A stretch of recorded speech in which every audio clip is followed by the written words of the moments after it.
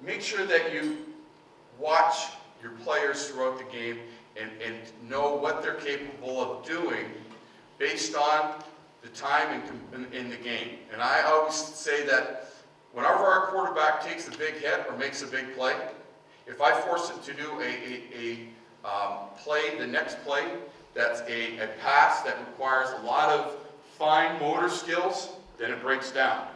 So don't ask your quarterback to make a big play after he just took a big hit on the sidelines. Make sure that you account for that. Give him time to get back into the flow, control, get his breathing rate or his arousal level back down before you ask him to do anything complex. I went through our film last year, and every bad play our quarterback made, if you went back to the play before, it's because he took a big hit, all right, or he had a big run and was winded. And we have to take into account, the adrenaline and everything else. The one thing we also always have to look at are the variables. We play outside, we play in bad weather. Weather, can we throw the ball? Can we grip the ball? What's our footing like? What's our traction like? What's the field surface? What's the wind like? And how's the wind going to change? When I coached professional, the one thing I absolutely knew was our stadium. And one advantage I have is knowing what end to take, because I always knew wind would die in the fourth quarter. As soon as the sun went down, around 8 o'clock, 8:30, the wind would die down. All right, so take the wind advantage in the third quarter because the wind wasn't going to be a deciding factor in the fourth quarter. And our play calling has to take it into account. We could have a great game plan that we're going to throw the football, and then all of a sudden it's a rainy day or it's really, really windy, and it's difficult to throw with the wind. It's also difficult to throw against the wind. In that case, you have to be able to change and adapt and go to a running game. So all of these variables that we have to make a decision on our play call. And as Masami said, it's got to be automatic. But our preparation is crucial to making that automatic. If we prepare, if we come up with a good game plan, if we practice it and implement it throughout the week, and we walk through it, we talk about it, we practice it, we film it in practice, and we watch ourselves on film after practice, then we have a chance. When we make stuff up on the sidelines, when we start drawing plays in the sand, they never work. Good ideas, but they don't work. Teach it, practice it, film it, and analyze it, and let the players watch themselves implement it in the game. Then we'll be successful. As I said at the beginning, the difference between winning and losing in competitive sport is very, very small. In order for us to make good, sound decisions on game day, we have to prepare. In order for that decision to come right away, it's got to be automatic. It's got to be automatic because we have prepared throughout the week and taken all the variables into consideration to make that decision. Are all the decisions correct that we make? Absolutely not. But the outcome of the game that comes down to that one decision that you made. When to take a chance. When to be aggressive. When to take a chance in the end zone. And the other thing is that the players will be confident if you're confident. You'd say to our coaches, don't flinch, don't be afraid. If you're nervous, you call a timeout because you don't know what play to call, right? The players will see that. You got 3 or 4 different plays that you're thinking about, and you change your mind on the sidelines, players they'll understand. If you call a timeout, you say, you know what play we're going to run? We're going to run triple right, dodge, 44 power, okay? And we're going to score and we're going to win. Be decisive, be confident, players will feed off that. The game, physical, but more than half the game is mental. More than half the game is mental. And if you're confident, because you're prepared, then you have a great chance of winning, being successful. Sorry, part of my presentation went down. I did cover all the information. I probably went over time anyways, but thank you very much for inviting me here to speak. I thoroughly enjoyed it. I thoroughly enjoyed the hospitality here in Japan. If there's any questions, feel free to ask me or ask me at the end of the session.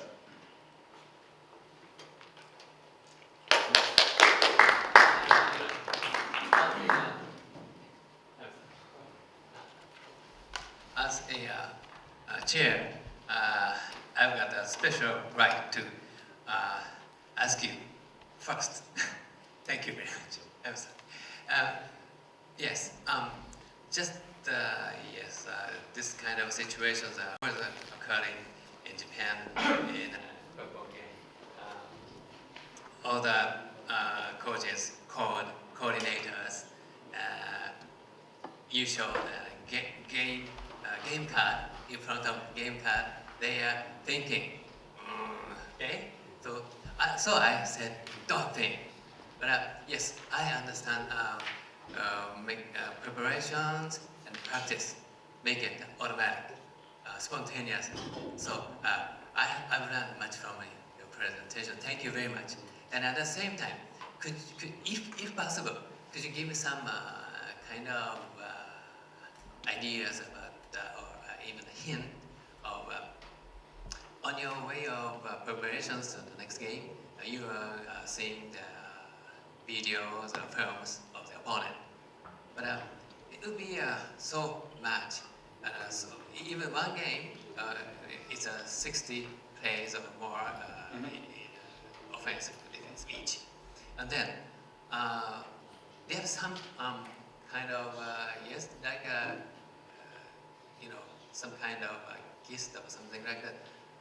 What point do you see the most?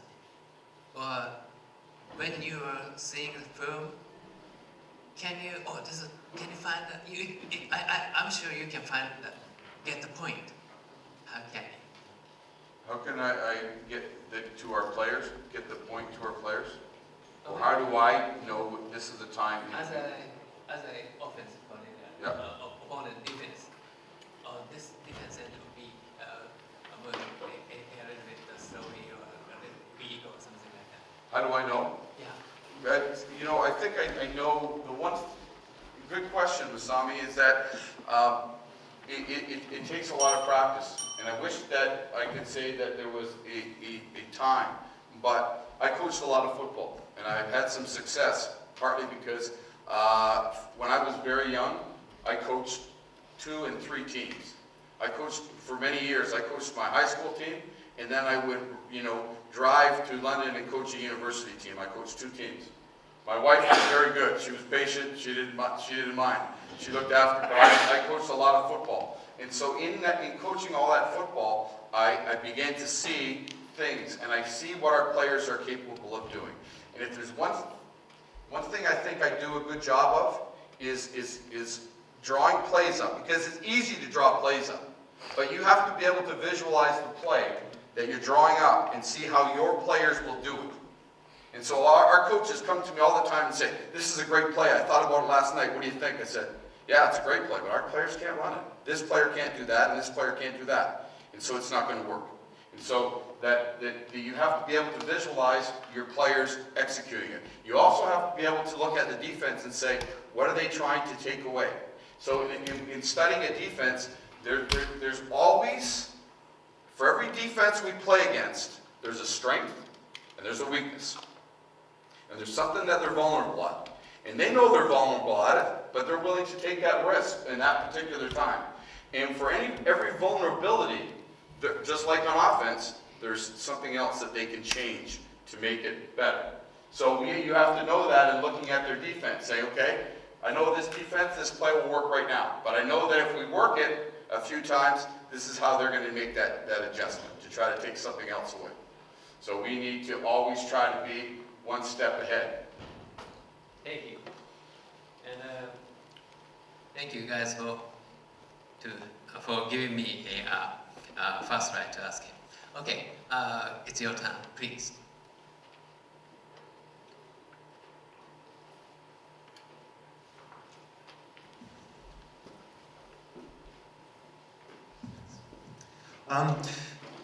American football is a very interesting sport in that you have all these gaps for making decisions. People have been shown to be really bad at randomly choosing options. So the classic example is paper, scissors, stone. Yeah, the correct strategy Did you read mine up there? No, I didn't. Yeah, I had a reference to it. Oh, really? I said if you lose twice, you always shoot rock. Oh, I see. Okay. Don't always shoot rock when you lose twice. Actually, in Japan, a lot of people open rocks, so you should start with paper. But the correct strategy is to randomly choose a third of the time one of those choices. Yeah, but people are really bad at doing that, so you can beat them.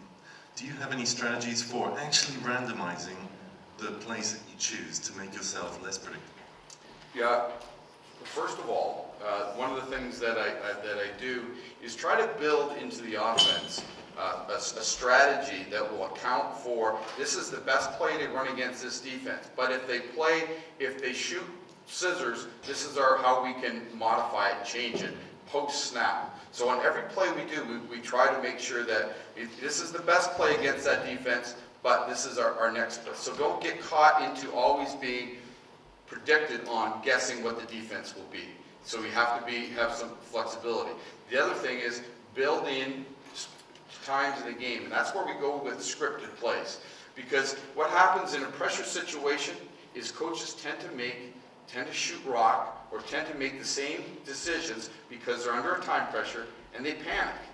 And they go, 44 power. Oh, coach, you call 44 power in that situation every single time. I know, that's all I came up with.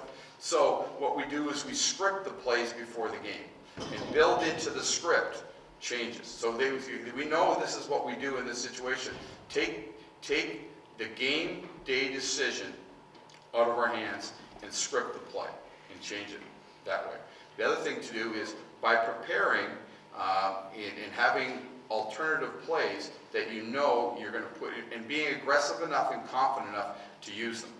And that's, I think, one of the keys is that be confident to do something that's risky, but has a probability of being successful.